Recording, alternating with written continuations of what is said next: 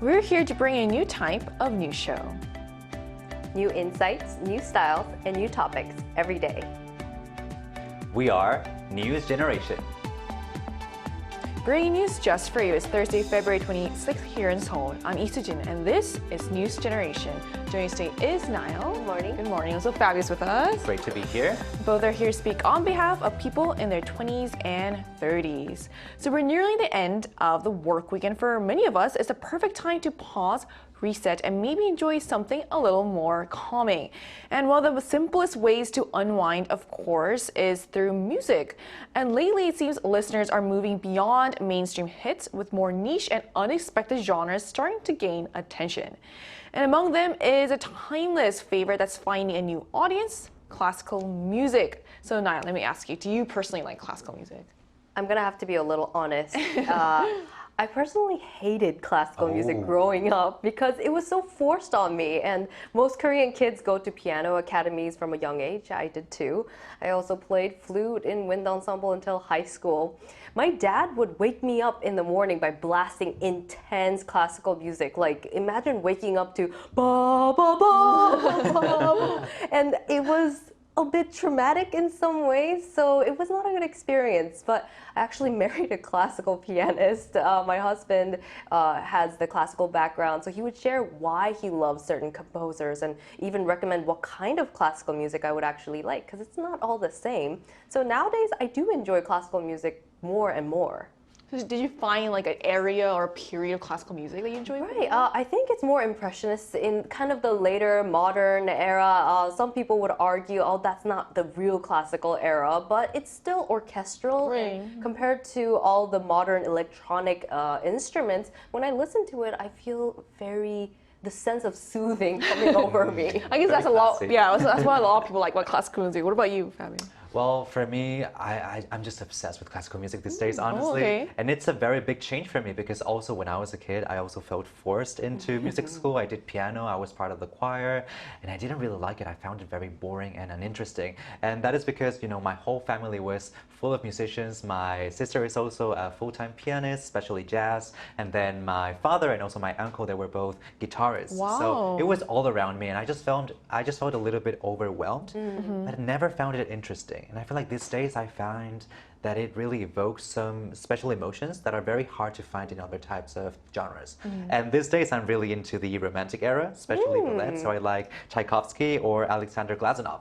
Oh wow, you sound very cultured when I you're saying have that. to read it though, because the names are a little bit confusing, honestly. Right, I think a lot of people can relate to these kind of experiences. When you're surrounded by something as a child especially, you don't always appreciate it right away, but later you begin to hear it a little differently. So we're going to talk more about this, but first, let's take a look at the screen.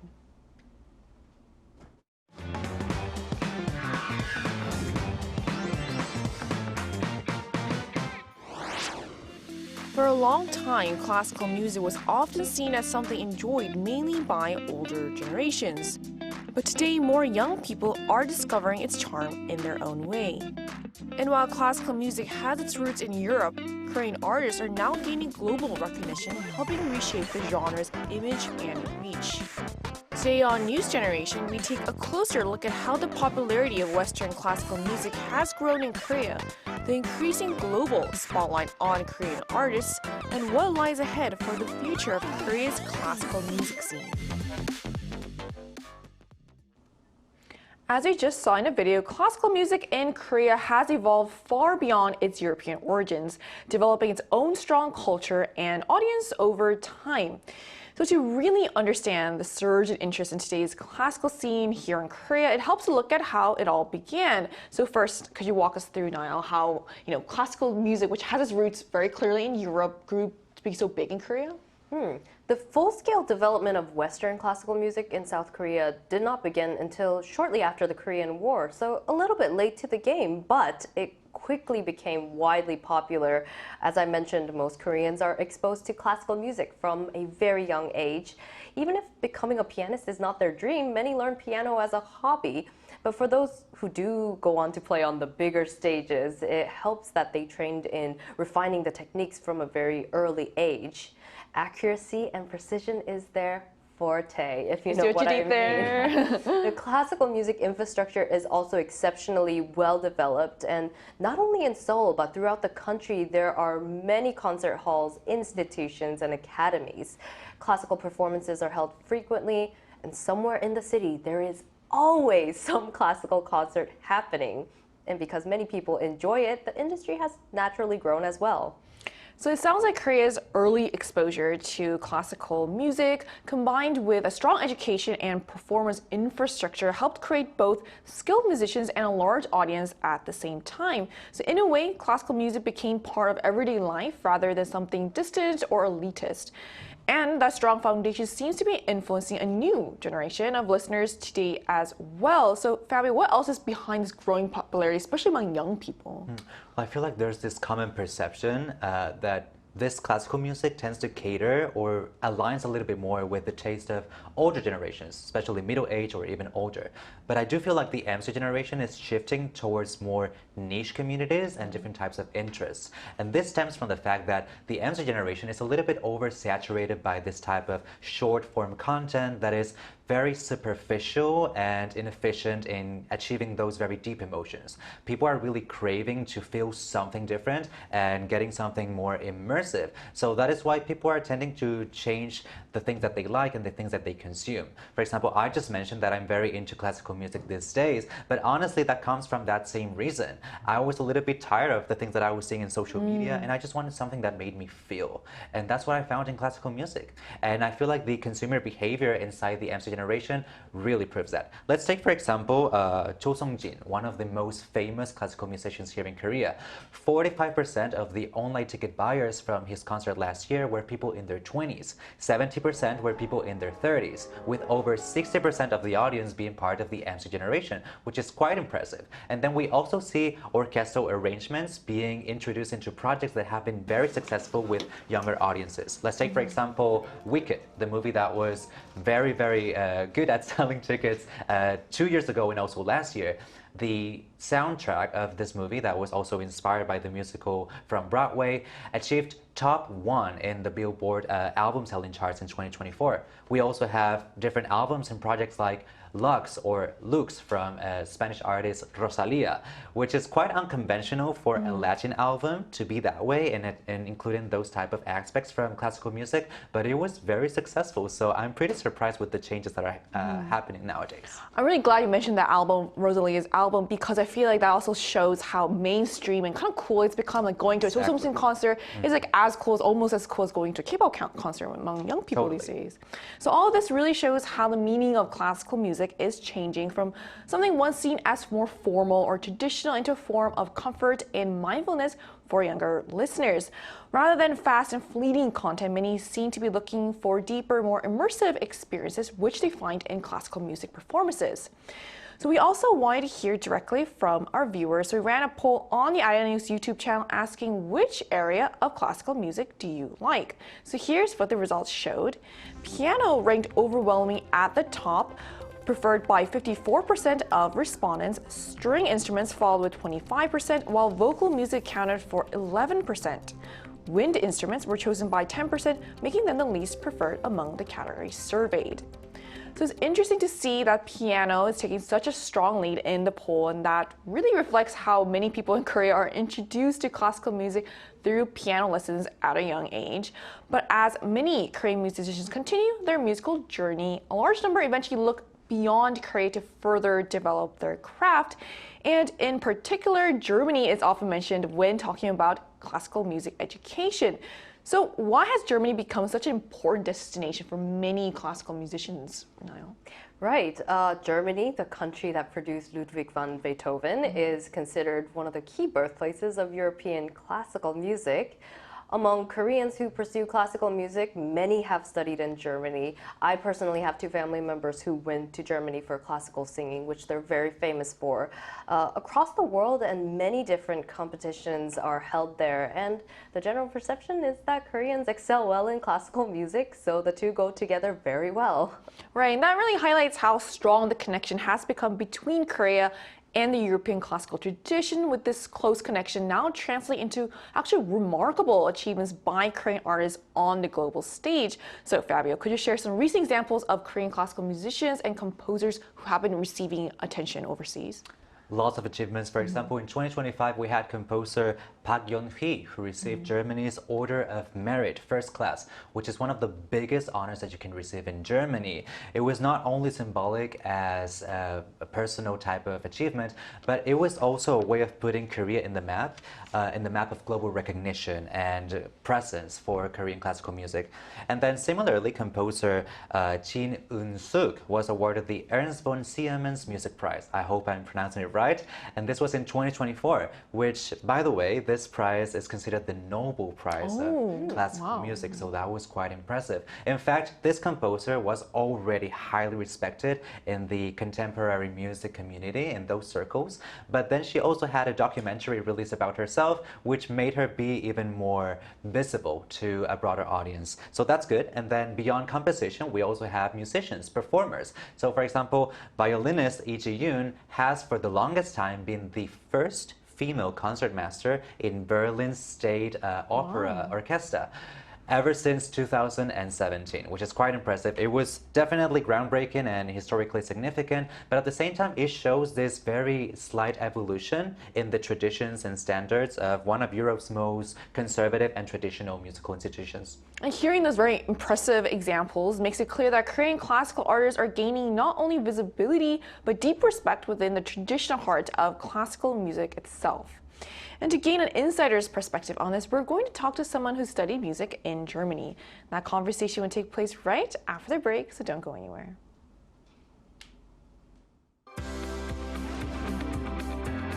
NewsGen wants to hear from you. Go to YouTube and search out Channel Arirang News. Click Posts and cast your vote in the poll. Make a new type of news with us.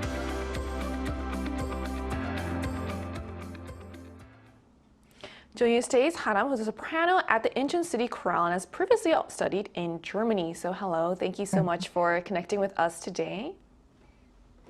Hello. So Haram, why did you choose to study in Germany, and tell us about your experience there?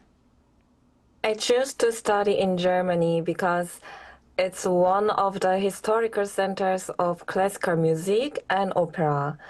I really wanted to experience that tradition firsthand and immerse myself in the language and culture.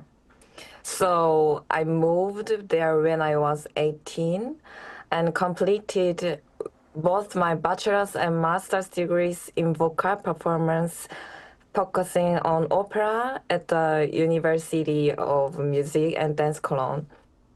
It was challenging at times, but also incredibly inspiring.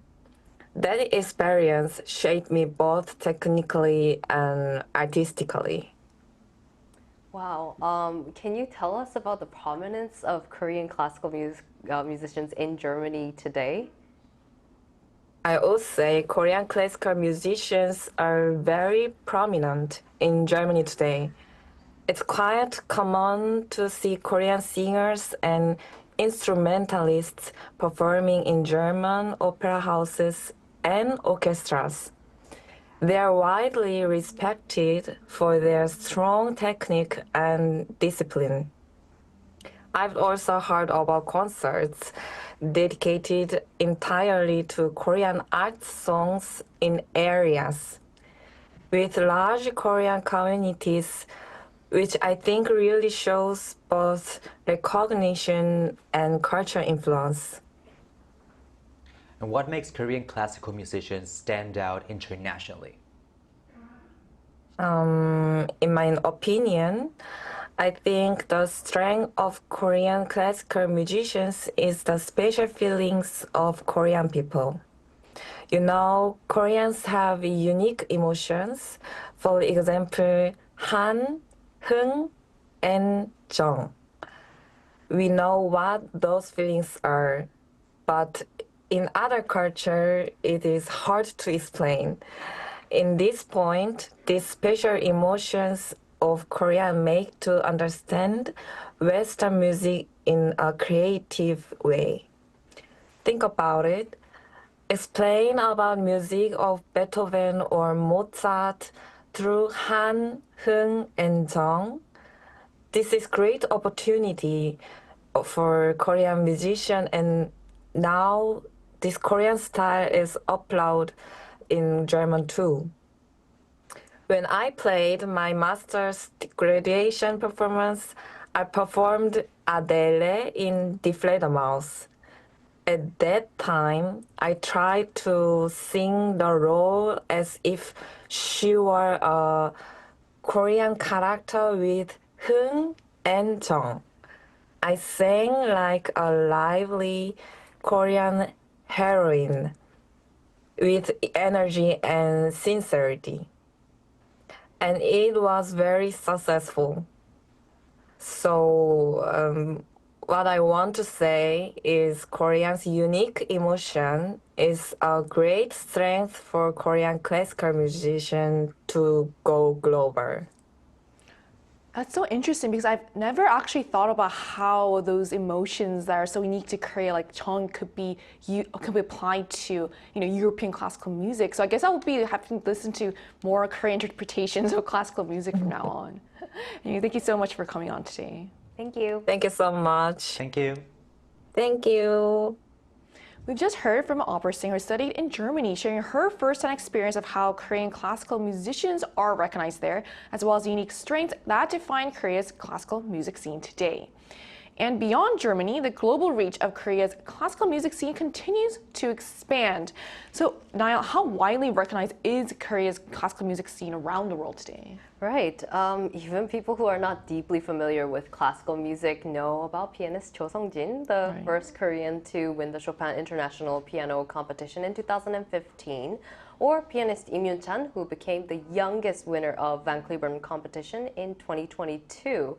Of course, same goes for vocalist Cho Soo-mi. In college, I had the privilege of studying abroad in Europe, and I went to go see musicals and concerts. And though I couldn't speak any Hungarian, many people heard I was from Korea, and they would come up to me and tell me how much they loved Cho Soo-mi. It was like the equivalent of these people knowing BTS. And the same goes for cellist Jang Han-na and how prevalent they are across Europe. And these classical, we can call them Hallyu stars, have tremendous ticket power, allowing them to hold concerts around the world and meet classical music fans everywhere.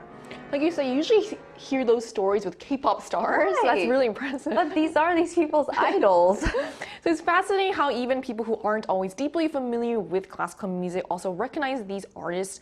So basically, I guess international competition wins and global tours have clearly helped turn Korean musicians into true classical stars. So where are we seeing Korea's classical music performers gaining more momentum and recognition internationally, Fabio? Well, there's three places that come to mind: Spain, the US, and Japan. So for Spain, which is my home country, I have great news. Last year, 2025, it was the 75th anniversary of international relationships between Korea and Spain. So they celebrated a Korean classical music festival. We had performers like Ha-young Park, a viola player, and also Chloe Ji-young-moon, a pianist, and people were amazed. Then in the US, we had the LA Philharmonic, which hosted the Soul Festival, which was also very good in terms of reactions from the audience. And then in last place, we have Japan, who has been investing in Korean talent for the longest time. They have been doing this collaborative stages with Korean classical music artists ever since the early 2000s. So what's really exciting about this is that it shows that the music is no longer limited to individual success stories, but is becoming part of larger cultural exchanges and international festivals. So with this expanding global presence, attention is naturally turning to what comes next. So Fabio, what does the future look like for Korea's classical music scene? Well, if we really think about it, classical music is the base of every form of music. Every single genre comes a little bit from classical music, but it's also in constant evolution. So I'm really curious to see how this classical music realm ends up developing in Korea in a unique style, something different. I feel like there's a lot of experimental projects going on, and especially with things going a little bit more mainstream, as you guys have mentioned before, I see it maybe becoming something special for K-pop, for example. Ooh, that's and I've seen exciting. already artists like Red Velvet implementing this leitmotifs or very iconic parts from musical pieces into their singles. And I'm very curious to see about how Korean artists that are mainstream can make classical music even more mainstream, plus with a more Korean touch. There's a lot to look forward to. So what are your thoughts on this? Yeah, I mean, I love that Fabio mentioned Red Velvet using classical music and K-pop songs. It's been a while, but I re-listened to the Seoul Philharmonic's arrangement of their song Feel the Rhythm, which was originally inspired by classical music, and then so they went back and covered it. But they also covered Girls' Generation's Into the New World. And listening to that, the orchestral sounds from classical music, it has a very unique way of moving people's hearts. And some purists may not count this music as classical music, but I say it's a modern adaptation of it. And what's important is that younger people are learning to enjoy it in their own way and really learning to appreciate the live orchestral instruments. Right. So from concert halls in Seoul to K-pop modern classical adaptations and to stages around the world, Korean classical music is clearly entering a new era. What was once seen as a traditional genre is now connecting with younger audiences and crossing cultural boundaries. And amid this surging interest, Korean artists are proving that classical music can evolve while staying timeless. And that's why the future of Korea's classical music scene looks global and shows no signs of slowing down. And that brings us to the end of today's episode of News Generation. But News Gen will be back tomorrow at 10:30 a.m. Korea time with more stories and discussions. A big thanks to Niall. No problem. And also Fabio. Thank you for having me. For joining us today. And to our viewers, thank you for watching. And we hope that today inspires you to add some classical music into your playlist. We are News Generation.